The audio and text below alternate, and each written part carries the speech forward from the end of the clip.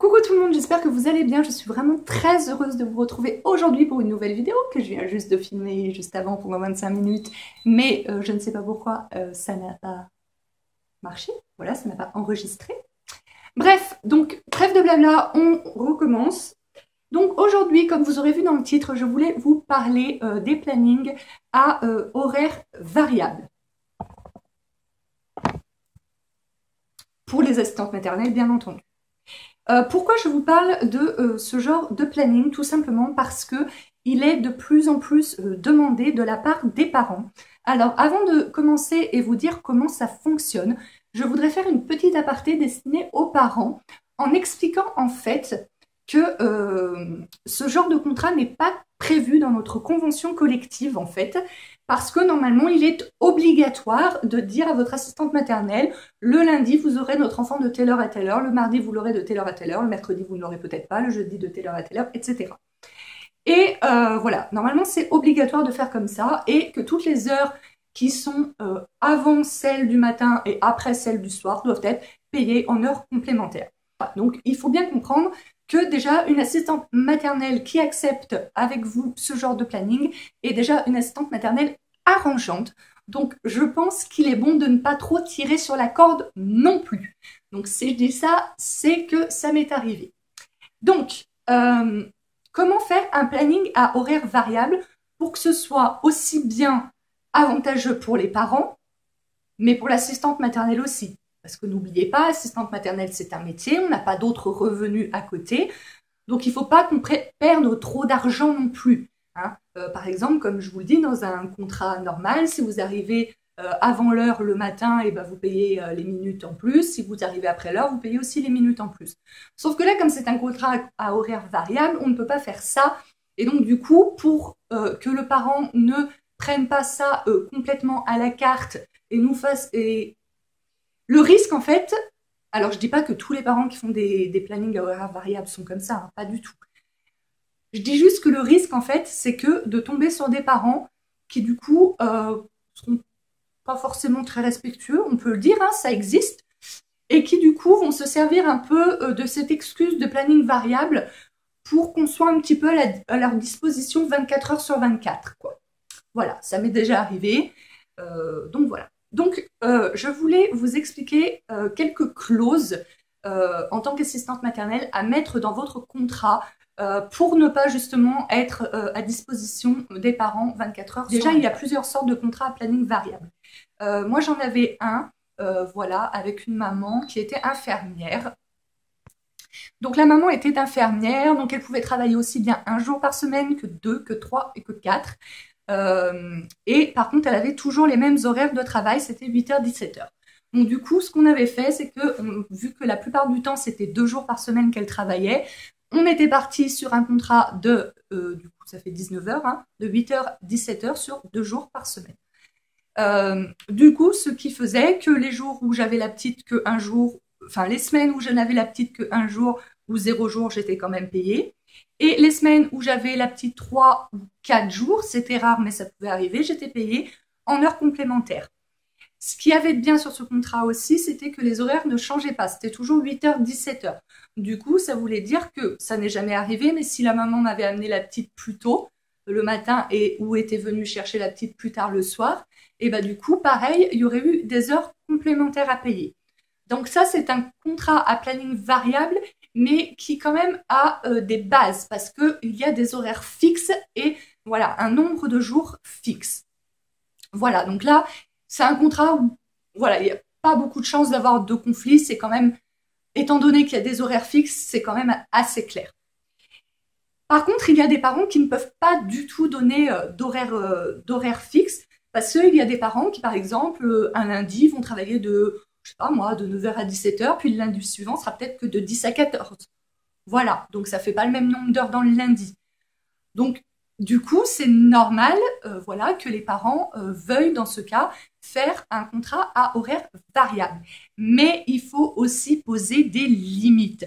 Parce que moi, ça m'est arrivé de me retrouver à faire des journées de 13 heures, parce que, du coup, les parents Voilà, on avait juste délimité un nombre d'heures par semaine. Et du coup, des fois, je faisais ce nombre d'heures par semaine sur 5 jours, mais tout comme des fois sur 2 jours. Voilà. Donc la première des choses à faire est de délimiter un nombre de jours. Si possible, c'est encore mieux de délimiter un nombre de jours fixe de jours. Par exemple, dire ça sera tous les lundis, mardis et mercredis, et le jeudi, vendredi, il n'y aura pas besoin, par exemple. Voilà. Si en plus on peut faire des jours fixes, c'est encore mieux. Mais si c'est pas possible de faire des jours fixes parce que les parents ne travaillent jamais les mêmes jours, dans ce cas-là, il faut au moins délimiter un nombre de jours par semaine. On va partir sur quelque chose qui est très simple pour faire une multiplication. Par exemple, un 20 heures sur 4 jours. Ça voudrait dire quoi? Ça voudrait dire qu'en moyenne, il y aurait 5 heures d'accueil par jour. Alors, j'ai posé une question à la directrice de mon syndicat. Je lui ai demandé, est-ce que lors d'un prochain contrat, si je fais la moyenne et que je dis, si on dépasse ce nombre d'heures, donc là, par exemple, 5 heures dans la journée, est-ce que je peux faire payer les parents des heures complémentaires? Par exemple, 20 heures sur 4 jours, normalement, ça serait 5 heures par jour. Donc, je lui disais, est-ce que si par exemple, un jour, je l'ai 8 heures, l'enfant, est-ce que je peux faire payer 3 heures d'heures complémentaires, même si je ne dépasse pas les 20 heures de la semaine? Alors, je voulais pas que ce soit une clause abusive. Je lui posais vraiment la question. Alors, elle savait pas trop parce que justement, notre convention collective, en fait, ne prévoit pas ce genre de contrat. Donc, il n'y a rien qui dit sur ce qu'on peut faire, sur ce qu'on ne peut pas faire. Donc, elle m'a dit, c'est quand même un petit peu risqué. Parce qu'en plus, ça devient plus trop un contrat à planning variable parce que le parent serait obligé de mettre son enfant 5 heures tous les jours ou sinon il payerait des heures complémentaires s'il en fait plus. Donc voilà, donc elle m'a dit je vous conseille pas de faire comme ça. Par contre, ce qu'elle m'a dit, c'est si le parent il dit 20 heures sur 4 jours, ça veut dire qu'il faut mettre une clause, et ça c'est pas abusif, comme quoi il faut obligatoirement avoir des heures d'accueil sur les 4 jours. Alors, pas forcément, comme je le disais au départ, 5 heures par jour. Ça peut être 10 heures sur un jour, ça peut être 5 heures sur le suivant, ça peut être 3 heures sur l'autre et 2 heures sur le quatrième. Ça fait 20 heures en tout. Voilà, on peut faire comme ça. Mais avoir des heures sur chaque jour. Elle m'a dit aussi, tu peux faire une moyenne, par exemple, quand on a un contrat à planning fixe, si le parent il ne nous met pas l'enfant un jour prévu au contrat parce qu'il a un RTT et qu'il veut profiter de son enfant, il nous paye quand même la journée. Donc là, elle m'a dit par contre, tu peux rajouter une clause comme quoi, si le parent ne te met pas l'enfant un jour prévu au contrat, ou s'il n'y a pas de jour fixe prévu au contrat, par exemple si c'est 4 jours et qu'il ne te met que 3 jours, tu peux mettre par exemple 15 jours égale 5 heures, et donc que si le parent ne te met pendant une semaine l'enfant que sur 3 jours, dire que le 4e jour vaut 5 heures. Donc que le parent a le droit de mettre l'enfant 15 heures sur les 3 jours restants. Et que si ça dépasse les 15 heures, là, on peut faire payer en heures complémentaires. Parce que là, sinon, c'est trop facile. Effectivement, après, le parent, il respecte plus le nombre de jours fixés à la base. Et du coup, il peut te faire les 20 heures sur 2 jours, par exemple. Donc ça serait pas juste. Parce que toi, tu as signé pour un 4 jours. Voilà, ça fait quand même des journées un petit peu plus légères. Voilà.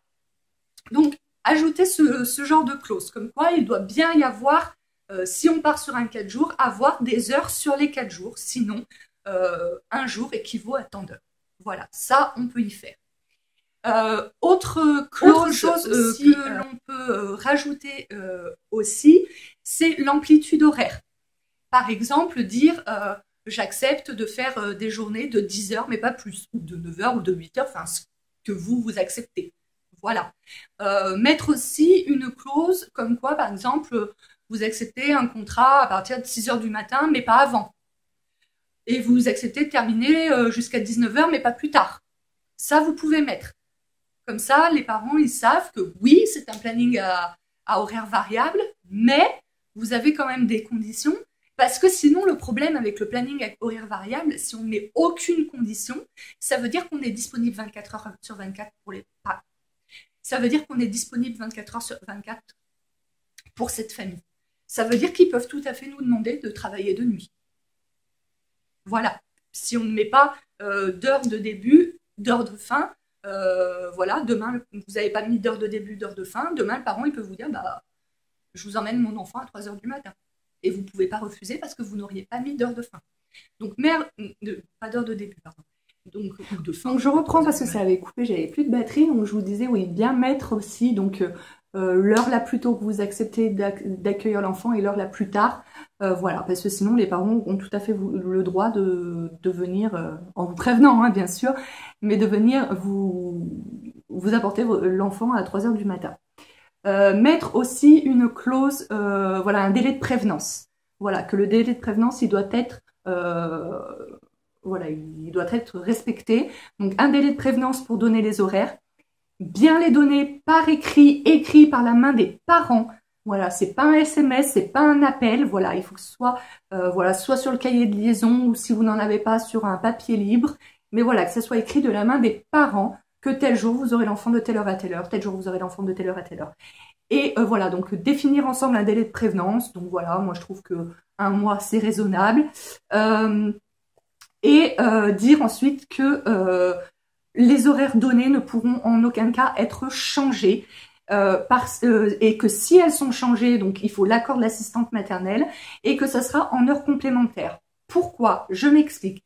Parce qu'il y a peut-être des parents qui regardent et qui diront bah, c'est gonflé, machin et tout. Je m'explique de pourquoi. C'est déjà très difficile de prévoir, voilà, on a une vie, on bosse chez nous, mais on a quand même une vie à côté, des rendez-vous à prévoir, des sorties à prévoir aussi, on est humain, on a le droit de sortir, d'aller se faire un restaurant, etc., d'aller chez des copains, bref. Et c'est déjà très difficile de prévoir des choses quand on a un planning à horaire variable, puisqu'on n'a pas d'heure définie de fin sur nos journées. Et du coup, si en plus le parent a le droit à la dernière minute de vous dire bah, finalement vous allez finir 1 heure plus tard ce soir, on ne peut plus rien prévoir. Donc c'est normal, si vous avez un changement, ça peut arriver, on peut le comprendre, mais du coup c'est normal de demander à l'assistante maternelle si c'est possible, qu'elle finisse 1 heure plus tard ou une demi-heure plus tard, on ne sait rien, si c'est possible, et c'est normal de la rémunérer en plus. Voilà, voilà l'explication. Voilà, si vous êtes parent et que vous regardez cette vidéo, dites-moi ce que vous pensez de cette clause, est-ce que vous trouvez que c'est exagéré ou pas. Voilà. Parce que j'aimerais bien avoir aussi l'avis des parents, parce que comme je vous le disais, donc ce genre de contrat n'est absolument pas prévu dans notre convention. Donc on essaye de faire au mieux pour tout le monde, mais voilà. J'aimerais bien avoir des arguments, aussi bien des parents que des assistantes maternelles en commentaire, n'hésitez pas. Donc voilà, donc délai de prévenance. Oui, et puis il y a aussi des parents, moi ça m'est déjà arrivé, voilà, qui profitent un petit peu de ce genre de contrat en disant oui, mais moi mon employeur il me donne mes horaires à la dernière minute, je peux pas vous dire mes vacances, mon employeur me les donne à la dernière minute. À un moment, hein. Voilà, vous avez, nous on a des droits en tant qu'employés, vous êtes employé, vous avez des droits aussi. Hein. Votre employeur n'a pas à vous donner vos horaires à la dernière minute et votre employeur n'a pas à vous donner vos vacances à la dernière minute. Donc je pense que des fois il y a un petit peu de mauvaise foi de la part de certains parents et qui se disent bah tiens je vais voir jusqu'à la dernière minute si jamais j'ai pas un pot à boire avec mes potes ou quoi. J'en sais rien, j'invente peut-être les raisons, mais des fois je me dis c'est un petit peu une solution de facilité aussi. Donc ne pas se laisser déborder voilà, par ce genre de contrat. Donc voilà, je crois que j'ai tout dit, hein. J'ai parlé du délai de prévenance, j'ai parlé de l'amplitude horaire, oui, je crois que j'ai parlé de l'amplitude horaire, de dire que vous acceptez des journées de maximum 10 heures, 8 heures, 9 heures, j'en sais rien ce que vous voulez, l'heure la plus tôt, l'heure la plus tard, délai de prévenance, pas de possibilité de changement, voilà. Ah oui, et donc on a souvent tendance dans les plannings à horaire variable, de partir sur un minimum d'heures par semaine.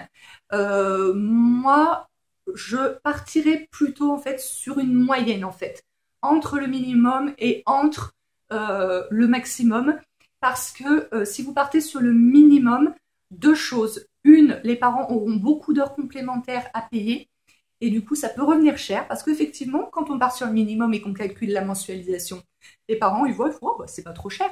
Sauf que les heures complémentaires, ça peut aller très très vite, ça peut aller très très vite, ça monte très vite.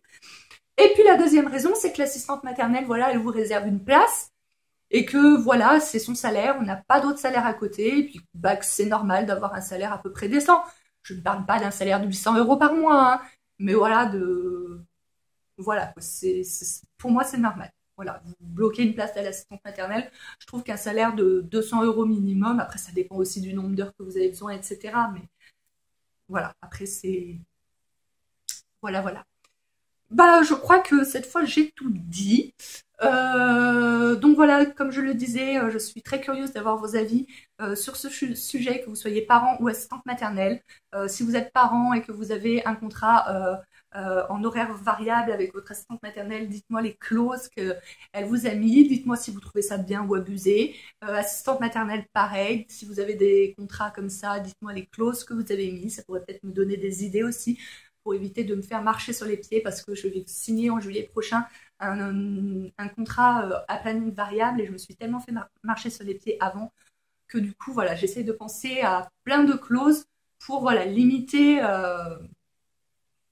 la casse, je sais pas trop comment dire ça, mais voilà, pour pas que je me retrouve à accueillir un enfant à 3 h du matin et finir à 8 h avec un autre, voilà, après c'est humainement impossible, il faut penser à ça aussi.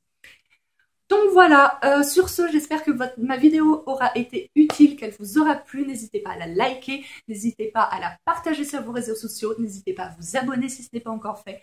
Moi, je vous fais de très très gros bisous et je vous retrouve très bientôt pour une prochaine vidéo. Ciao, ciao!